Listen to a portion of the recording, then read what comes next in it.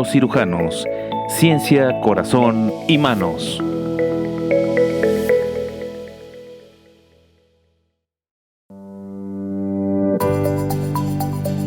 ¿Qué tal, amigos y amigas? ¿Cómo están? Bienvenidos a su podcast Los Cirujanos, ciencia, corazón y manos. Estamos aquí en nuestro episodio número 3. Nos acompaña el doctor Gomar González y el doctor González Duarte. Y, doctor Gomar, ¿qué tema tenemos el día de hoy? Hoy tenemos un tema de lujo con un maestro también mío. Él es el doctor Daniel Enciso y nos va a hablar del protocolo ERAS. En un momento vamos a ver de qué se trata, qué es esto. Tal vez hay algunos que ni siquiera lo conocen, pero precisamente para esto es. Aprovecho para recordarles las redes sociales. En Instagram nos encuentran como cooks-udg y en Facebook como @cooks-udg. Excelente, doctor Gomar. Los recordamos, amigos, que sigan nuestro podcast. Es un podcast semanal, un ejercicio multimedia auspiciado por la Universidad de Guadalajara y el Centro Universitario de Ciencias de la Salud. Y por favor, denle like, compartan, y de lo que se trata es de que tengamos más información y mejor sobre esta pasión que todos compartimos, que es la cirugía. Pues bien, José Carlos, ¿podrías presentar nuevamente a nuestro invitado y que él también nos dé sus redes sociales? Sí, claro, estamos con el doctor Daniel Enciso Pérez. Él es egresado de la Universidad de Guadalajara como médico general. Además tiene la formación de cirugía general, la cual la realizó en el Hospital Civil de Guadalajara, Fray Antonio Alcalde. Posteriormente realizó la subespecialidad de cirugía laparoscópica en el Hospital Civil Juan y Menchaca, y después de esto fue a la Ciudad de México, donde realizó la especialidad de coloproctología. Bienvenido, Daniel. Hola, muchas gracias por la invitación. La verdad es que ahorita que decías lo de la pasión, la verdad es que creo que sí faltaba algo de esto, ¿no? Algo en el que se pudiera hablar simple y llanamente sobre cirugía y sobre lo que sucede en el día a día. La verdad los felicito y les agradezco muchísimo la invitación. Gracias. Al contrario, Daniel, bienvenido. Eres un referente actualmente para la cirugía colorectal y para este tema precisamente la recuperación mejorada de los pacientes de cirugía no es algo que nada más se aplique en cirugía coloproctológica, sino en prácticamente cualquier rama. Y bueno, Daniel, empezaremos preguntándote ¿qué es el protocolo ERAS? Que nos lo expliques para toda la audiencia, por favor. ERAS significa Enhanced Recovery After Surgery, esto es recuperación óptima después de la cirugía. Es un protocolo que maneja el pre, trans y posoperatorio del paciente, tratando de medir y de interactuar con todas las variables que nos ayuden a llevar a un mejor paciente a quirófano, tener una mejor cirugía y al final de cuentas tener un mejor posoperatorio. Estamos hablando de, en vez de durar 7 a 10 días hospitalizado en ayuno, con sondas y demás, los pacientes se están yendo alrededor del tercer día con menos complicaciones y a costos mucho mejores. Ok, entonces este protocolo se trata de romper esos paradigmas que se tenían de los doctores grandes, de los protocolos que se tienen, porque todavía nos está costando trabajo, pero precisamente para esto es este programa. Daniel, ¿dónde se crea el protocolo ERAS? ¿En qué tipo de cirugía se implementa por primera vez? ERAS ya como proyecto o como protocolo se crea de la mano de Ole Lundqvist, ya el grupo de estudio, pero antes de eso hay una publicación en el 87 más o menos, presenta tres pacientes de sigmoidectomía en el British Journal of Anesthesiology, presentándolo que duran 3 días en cirugía abierta. Esto abre un boom en la cirugía porque todavía hasta ese momento se dejaba en ayuno a los pacientes 3 a 5 días posoperatorios y demás. Bueno, Ole Lundqvist es en realidad el que crea ERAS como tal, pero de la mano de esta otra persona que ahorita en el transcurso de la plática me acuerdo. Disculpe. Seguramente sí pasará, Daniel, no te preocupes. Y si no, pues lo compartiremos vía nuestras redes sociales.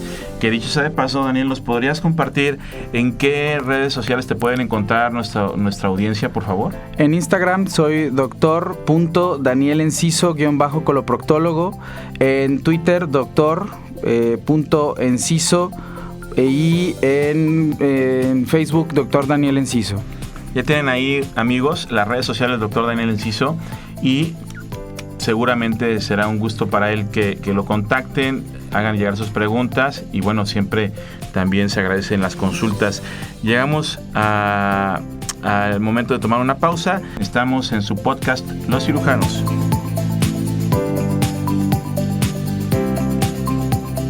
¿Qué tal, amigos? Ya estamos de regreso en su podcast Los Cirujanos.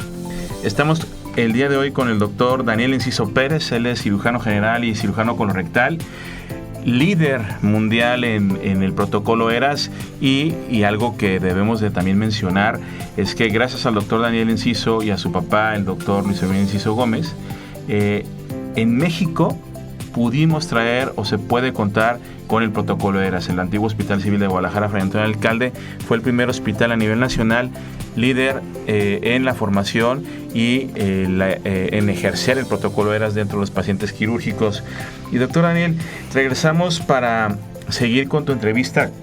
¿Nos podrías platicar, por favor, qué ventajas tiene implementar este protocolo en los pacientes quirúrgicos? ¿Por qué deberíamos de hacerlo?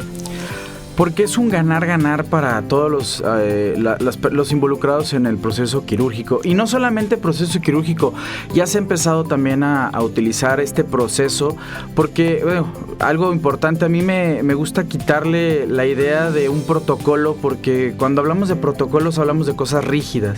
Y aquí la verdad es que el protocolo ERAS o el proyecto ERAS no tendría por qué ser de nada rígido. Y bueno, dentro de las ventajas, lo más importante, y está en la página de ellos, es el artículo más importante que ellos presentan: 50% menos de complicaciones y 30% menos de estancia intrahospitalaria. Creo que eso, visto desde todas las aristas, al hospital le permite tener más camas, o sea, recuperar espacios para poder tener más pacientes. A los médicos les sirve porque se complican menos los pacientes, tienes menos tiempo el paciente hospitalizado, y eso también moviliza en el caso de que tengas muchos pacientes rezagados. Y al paciente definitivamente creo que es el que más le conviene. Es un paciente que se complica menos, se recupera más rápido y se reintegra a sus actividades más rápido. Recordar que en el hospital civil, pues nuestros pacientes son gente que no recibe un sobresueldo o alguna cosa, no tienen pues un seguro social. De acuerdo, muy interesante todo esto, doctor Daniel. Y actualmente, ¿en qué consiste el protocolo ERAS? Sabemos que es algo que ha estado evolucionando y perfeccionándose. Entonces, en ese sentido, actualmente, ¿en qué consiste? Es un proyecto que consiste alrededor de 24 puntos. Se le han ido anexando, actualmente ya tiene 25 que sería prehabilitación, pero son 24 puntos que se hacen en el pre, trans y posoperatorio, que igual, o sea, el hecho de que sean todos esos puntos no obliga a hacer el 100% de los procesos. Al final de cuentas, Henry Kellett, que es el que les comentaba que fue el primero en hacer ERAS en el mundo, él más o menos hacen un 89% del protocolo. Entonces la verdad es que es complejo, es difícil, no todo el mundo lo puede hacer, pero lo importante es que empecemos a trabajar hacia empezar a llevarlo arriba del 70% al menos, ¿no?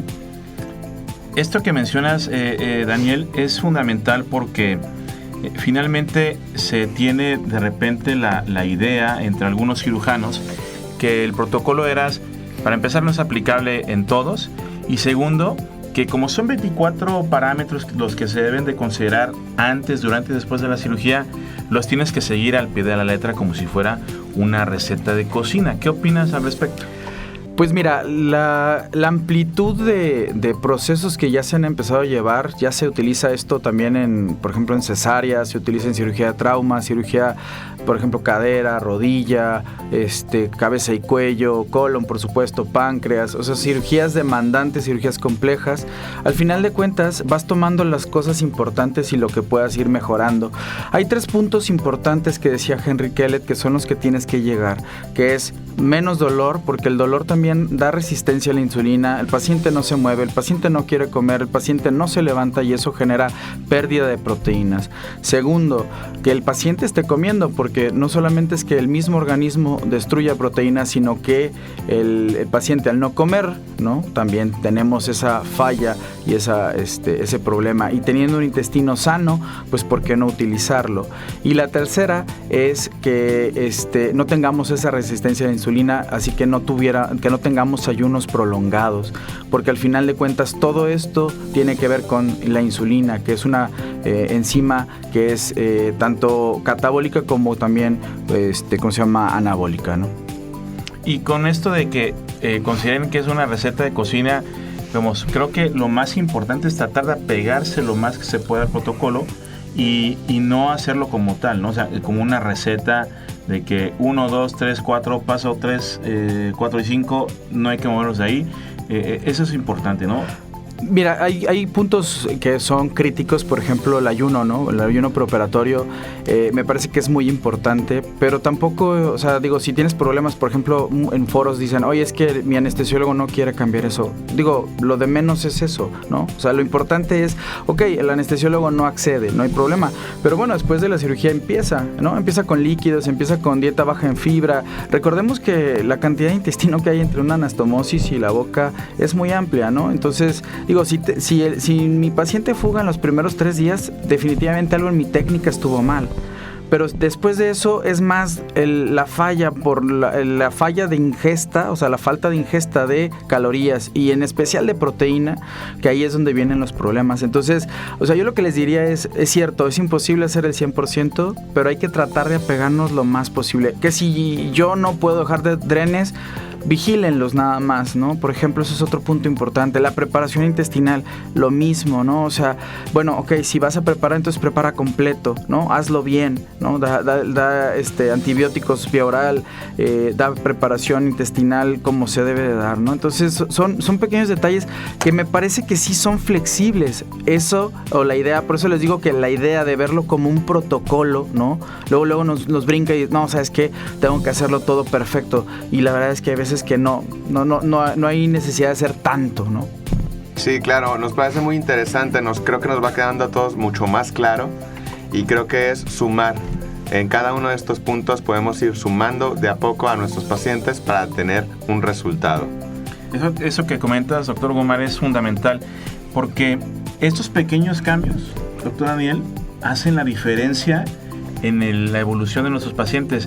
Hay un concepto que me encanta, que uno de tus amigos de Argentina lo menciona, Daniel, la ganancia marginal, ¿no? Sí, esto es una historia que, si me permiten, la voy a tratar de tocar rápido. Es un tipo que Inglaterra siempre les ha gustado el ciclismo, son buenos en el ciclismo, pero duraron muchos años sin poder ganar medallas. Entonces de repente le hablan a alguien que no tenía nada que ver con el ciclismo, que Robinson, que bueno, gracias a esto que hizo se convirtió en Sir. El tipo, exactamente, también. El tipo empieza a revisar los procesos, empieza a medir qué es lo que sucede en cada cosa que hacen los atletas, hasta dormir, ¿no? Entonces él se da cuenta que, por ejemplo, ¿no? Algo muy trivial que pareciera muy tonto, los tipos que no se saben lavar las manos o que no se lavan las manos se enferman más frecuentemente. ¿Qué hace?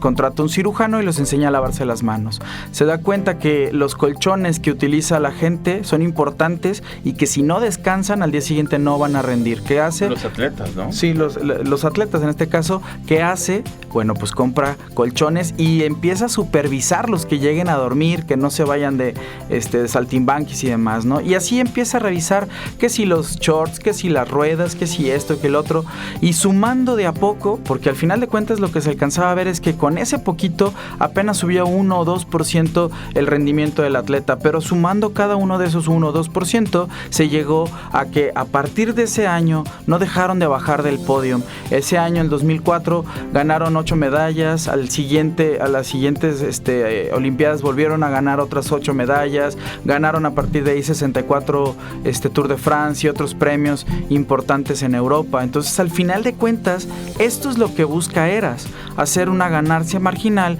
bajo ayuno, poco dolor, una buena técnica depurada definitivamente, proteger y cuidar al paciente diabético, todo ese tipo de detalles, no muchos líquidos y demás, ¿no? De acuerdo, está muy bien. Aquí en la radio El Tiempo Vuela, Daniel, tenemos que terminar el siguiente segmento y vamos a regresar para hablar de este tema tan interesante que es el protocolo Eras. Ya volvemos en su programa Los Cirujanos. Ciencia, corazón y manos. No le cambien.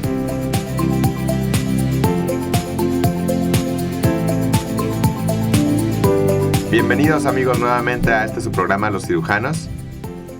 Ciencia, corazón y manos. Y estamos de regreso con el doctor y nuestro invitado, el doctor Daniel Enciso.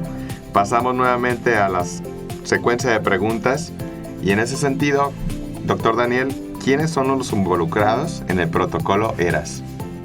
Fíjate que aquí hay algo bien importante. En alguna conferencia me tocó escuchar a alguien decir que ya no existe el llanero solitario, ¿no? Y en ese momento me dio clic y me sentí yo cirujano como el llanero solitario, ¿no? Como aquel tipo que pelea solo en contra de todo el mundo, ¿no? Anestesia, enfermería y demás. Esto es algo importantísimo, ¿no? Y lo dice el jefe de quirófanos del civil. Si quieres que las cosas funcionan, involucra enfermería, ¿no? Como pilar, como motor, necesitas una enfermera que sea la que te mueva todo, ¿no? Muchas de las cosas tú como cirujano te cuesta trabajo llegar, entrar, ver y demás, y a veces enfermería hay que desatarle las manos a enfermería. Y además, al final de cuentas, todo aquel que tenga que tocar al paciente me parece que tendría que estar dentro del proceso.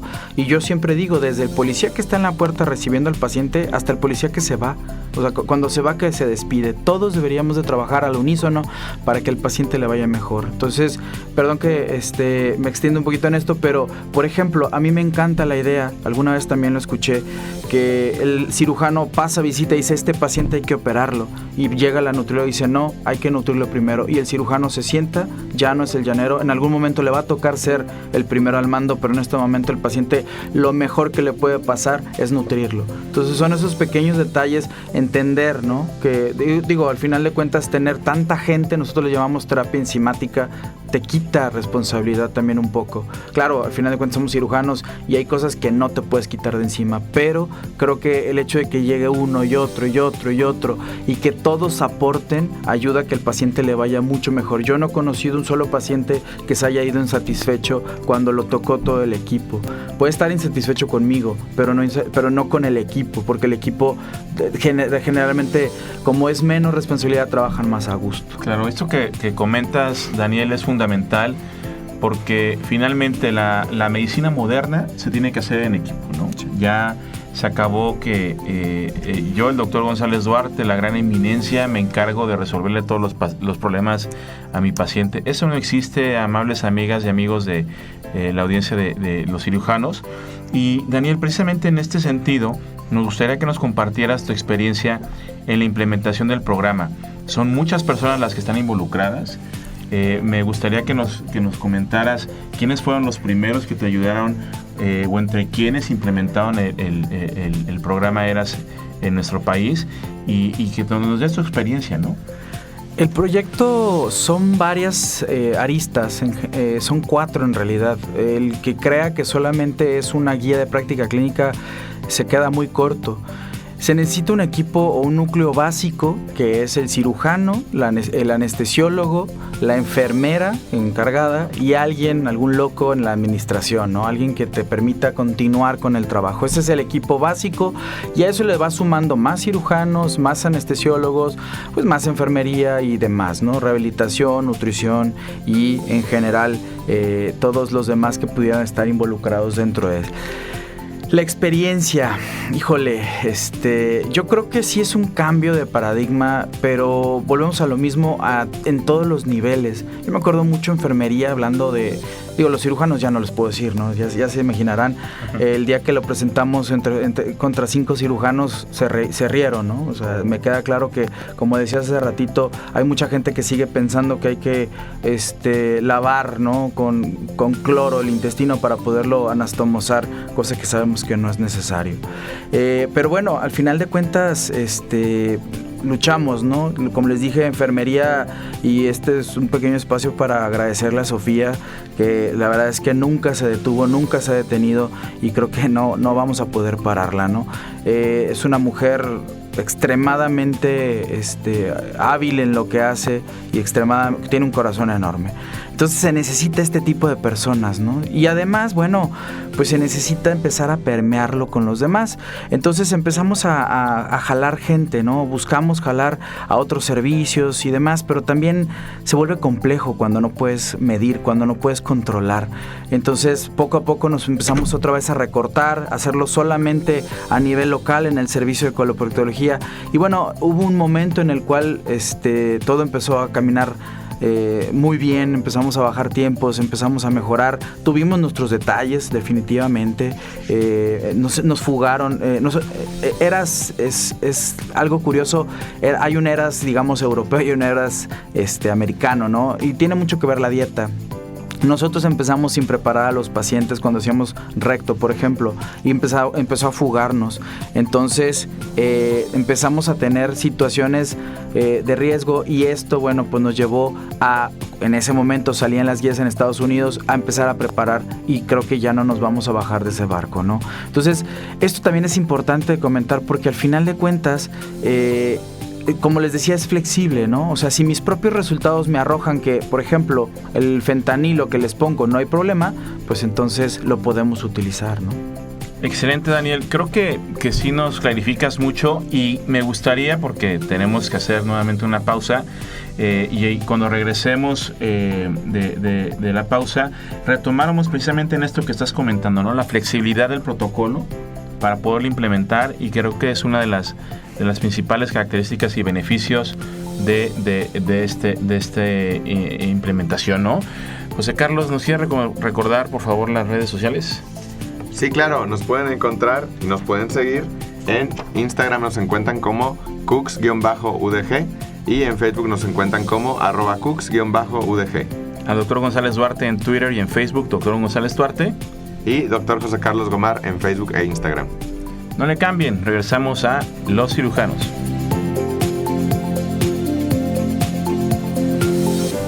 Amigas y amigos, regresamos a su podcast Los Cirujanos. Ciencia, corazón y manos. Estamos hablando el día de hoy de un tema fascinante y apasionante. Protocolos de recuperación mejorada para pacientes quirúrgicos, específicamente el protocolo ERAS. Y está con nosotros el doctor Daniel Enciso. Él es líder nacional e internacional en protocolo ERAS y gracias a él y el equipo del Hospital Civil de Guadalajara, el día de hoy en México podemos contar ya programas con programas similares a este. Daniel, comentábamos antes de la pausa sobre la flexibilidad y la implementación del protocolo ERAS. ¿Qué nos puedes hablar al respecto? ¿Qué tan flexible y personalizable es? ¿Eso es importante para los pacientes? Lo mejor sería estar arriba del 70%. Hay un trabajo que se publicó en 2016 en el cual... ¿Del 70% del apego? Del apego al proyecto, ¿no? O sea, si tú haces arriba del 70%, tienes una sobrevida arriba del 42% a 5 años. Excelente. Puedes hacer lo que tú puedas hacer, ¿no? O sea, si tú dices, ¿sabes qué? Lo único que puedo hacer ahorita es ayuno, el ayuno, entonces...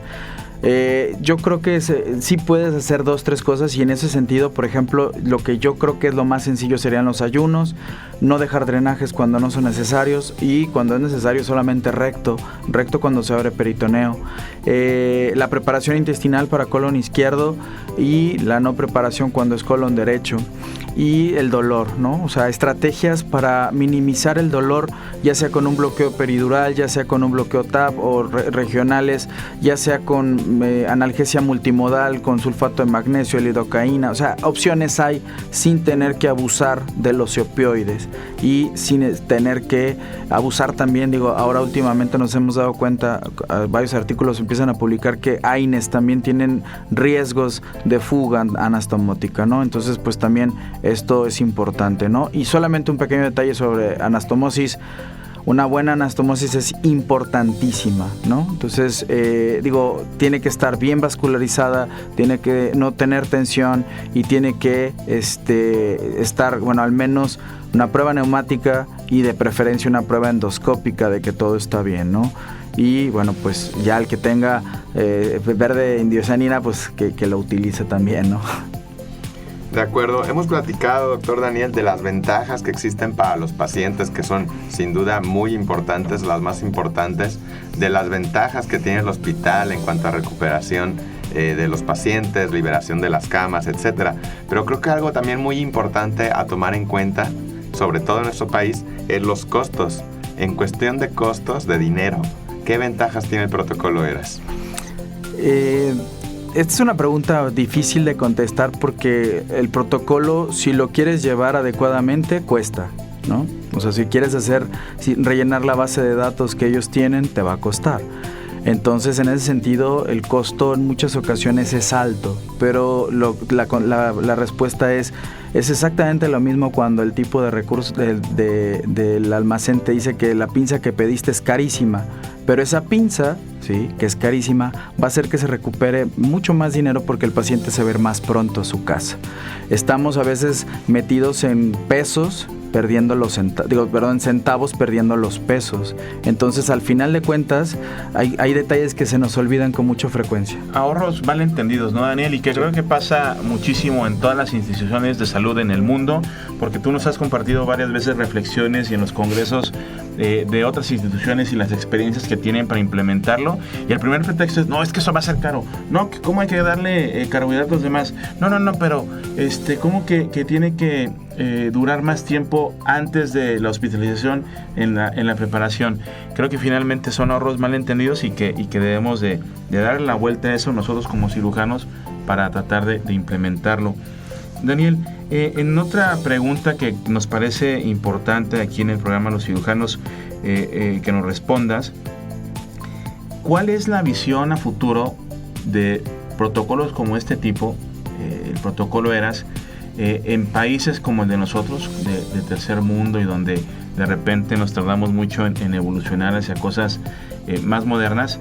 ¿Cuál es la visión de parte de los líderes de ERAS para que sigamos en el camino que hemos encontrado recientemente?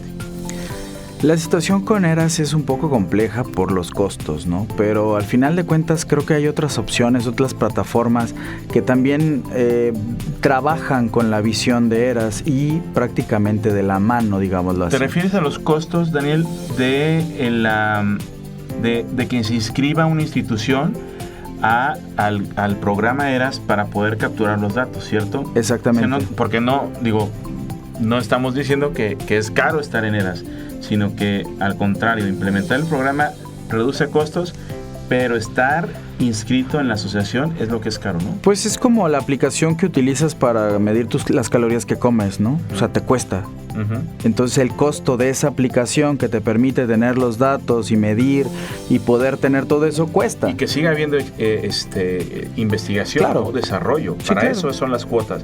No es una asociación con fines de lucro. Definitivamente no. Tiene un brazo que es el que mueve la aplicación y es el que hace todas las mejoras en esa situación. Digo, en realidad, si tú quisieras hacer ERAS, lo único que sí es importante es medir, ¿no? O sea, donde tú quieras. Pero medir es parte fundamental de esto. Y ellos te simplifican las cosas dándote una herramienta para medir. La situación es que, creo yo, a la larga, y estamos hablando nada más un año, o sea, ni siquiera estamos hablando de 5 años. A un año yo creo que es factible poder pagarlo en cualquier institución. Claro. El problema, volvemos a lo que decías tú, ¿no? Costos que a veces no entendemos, ¿no? O sea, cómo esto me va a repercutir en menos gasto. Exacto. A nivel global, ¿no? Impacta positivamente, ¿no? Sí. Doctor Gomar, no sé si quieres ampliar más al respecto de eso. Sí, claro. Yo creo que esto es algo muy importante para los hospitales. A veces uno considera su hospital pequeño, su clínica pequeña, como que piensa que estos protocolos son para las grandes instituciones de salud, pero creo que en base a todo lo que hemos platicado, algo podemos sacar para nuestros consultorios, para nuestras clínicas, para nuestros lugares de trabajo, y adaptarlo precisamente en beneficio de nuestros pacientes. Probablemente lo más importante sería acercarnos, conocer el protocolo. Ya Daniel en un ratito más nos va a hablar más sobre dónde consultar e informarnos al respecto. Pero bueno, es tener esa intención, esa actitud de querer mejorar y, decíamos, la ganancia marginal para con nuestros pacientes y nuestras instituciones, ¿no, Daniel? Así es. Yo creo que al final de cuentas sí también es importante decir, no podemos nada más agarrar las hojas, leerlas y saltar a la calle a querer hacer eras, ¿no? O sea, sí necesitamos un equipo que nos apoye, que se suba al barco, ¿no? Y organización. Y lo más importante, jalar al paciente. Creo que esto es un punto, digo, no sé si todos lo han visto, pero a nosotros nos tocó vivir esto, ¿no? El paciente no sabe, tú no sabes, yo soy el que sabe, déjame a mí trabajar. Y creo que el que más le interesa salir bien de cirugía es al paciente, ¿no? Y donde debemos de empezar y centrar nuestros esfuerzos, ¿no? Muy bien, amigos, estamos llegando ya casi al final de nuestro programa. Todavía nos queda una sección, pero nos gustaría recordarles que denle like a las publicaciones del programa, a las publicaciones de Radio Cooks, y que compartan, ¿no? Esta información es para todos. Claro que sí, y en el siguiente segmento vamos a hablar precisamente de dónde podemos de manera correcta informarnos. Ya volvemos a su programa Los Cirujanos. Ciencia, corazón y manos.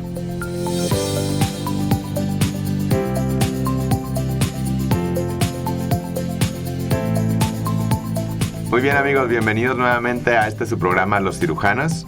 Y estamos en el último segmento de este tema tan apasionante que es el protocolo de recuperación rápida, el protocolo ERAS. Estamos con el doctor Daniel Enciso y como última pregunta para él tenemos dónde podemos recibir orientación de calidad de este protocolo y en general de los protocolos de recuperación rápida. Bueno, pues actualmente en México hay 2 hospitales que estamos manejando ERAS, que es el INCAN en la Ciudad de México, el Instituto Nacional de Cancerología, y en la Ciudad de Guadalajara el Hospital Civil Fray Antonio Alcalde, ¿no? Pero bueno, aparte de eso, podemos recibir orientación en la página de erasociety.com. Hay otras opciones como Smart en Estados Unidos, Acerto en Brasil, está My Journey en un esfuerzo latinoamericano por hacer esto un poco más sencillo y más asequible a Latinoamérica. Digo, al final de cuentas es lo que les decía, hay un ERAS europeo y otro americano, y a veces se les olvida la situación que vivimos en nuestros lugares, ¿no? Pero ahí pueden recibir información, ahí pueden recibir y ver, ¿no? Desde los protocolos que se manejan actualmente hasta en qué hospitales pudieran entrenarse si Amigas es necesario. Y amigos de Los Cirujanos, estos enlaces de los que está comentando el doctor Daniel Enciso los compartiremos en las redes sociales del programa del Cooks y también seguramente en las redes sociales del doctor. Las podrán consultar. ¿Nos podrías concordar, Daniel, tus redes, por favor? Sí, claro que sí. En Twitter es doctor-Daniel Enciso y en Instagram doctor.danielensiso_coloproctólogo. Y doctor Gomar, aprovechando el paréntesis para las redes sociales, ¿nos recuerdas, por favor, dónde te puede contactar la gente? Sí, claro. En nuestro programa nos pueden encontrar como en Instagram, como cooks-udg, y en Facebook nos pueden encontrar como @cooks-udg. Mis redes personales son José Carlos Gomar en Facebook e Instagram. Y a mí me encuentran en Twitter, en Instagram y en Facebook como @Dr. González Duarte. Y nada, amigos, seguimos ya cerrando nuestro programa de Los Cirujanos del día de hoy. La gente que escucha nuestro programa es gente interesada en cirugía, gente que probablemente esté en formación, colegas que les apasiona la cirugía. ¿Qué mensaje podrías decirles a esas personas que les interesa la cirugía y que ven en los protocolos de recuperación mejorada una oportunidad para ofrecer algo mejor a sus pacientes y que sea algo para llevarnos a casa? Yo creo que hay varios artículos que depictan esto de ERAS de manera fabulosa, y hay 2 en específico de Ole Lundqvist, uno del 2017 y uno 2020, se los acabo de dejar para que los puedan revisar, de cómo trasladar estos proyectos, protocolos, procesos, como le quieran poner, a la práctica, ¿no? O sea, ¿qué tendría yo que hacer como para poder hacer esto que estamos hablando en mi hospital, ¿no? O sea, cómo llegar a ese punto. Y en lo personal, Daniel, ¿tú qué le dirías a los cirujanos? Hagan ERAS, busquen protocolos de recuperación mejorada. ¿Qué les podrías compartir en tu experiencia? Yo creo que lo más importante es, una cosa no quita lo otro. ¿A qué me refiero? Con mucha frecuencia escuché en la práctica que hemos perdido la clínica. creo que es importantísimo no perder la clínica, pero también tener en cuenta otras cosas que en muchas ocasiones les tenemos miedo. Y esto es, por ejemplo, biomarcadores. Por ejemplo, aquel que se quiera, pónganse a leer primero que nada, mejoren su técnica, eso creo que es importantísimo. Hay que entender cuáles son las situaciones de riesgo en una anastomosis, pero también importante lo que decíamos hace ratito, ¿no? Medir, ¿no? O sea, si llevo 10 anastomosis y me fallaron 9, bueno, pues algo no estoy haciendo bien, ¿no?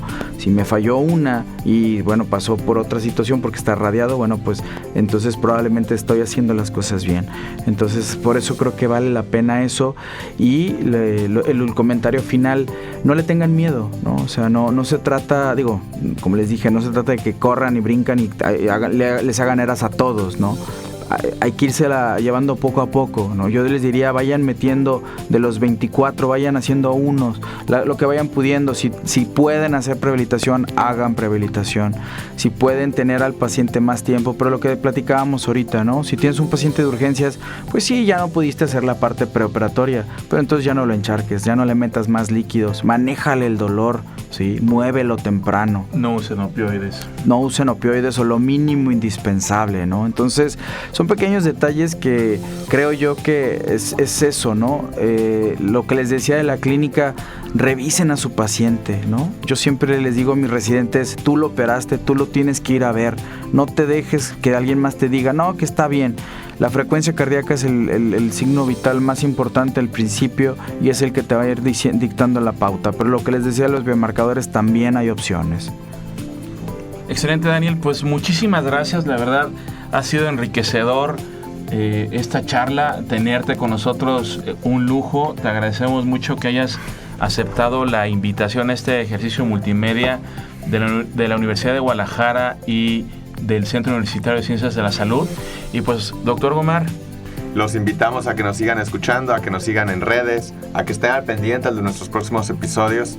Un gusto haber estado con ustedes en su programa Los Cirujanos. Ciencia, Corazón y Manos. Se despiden el doctor González Duarte y el doctor Gomar González. Cada semana no se pierdan Los Cirujanos. Hasta la próxima.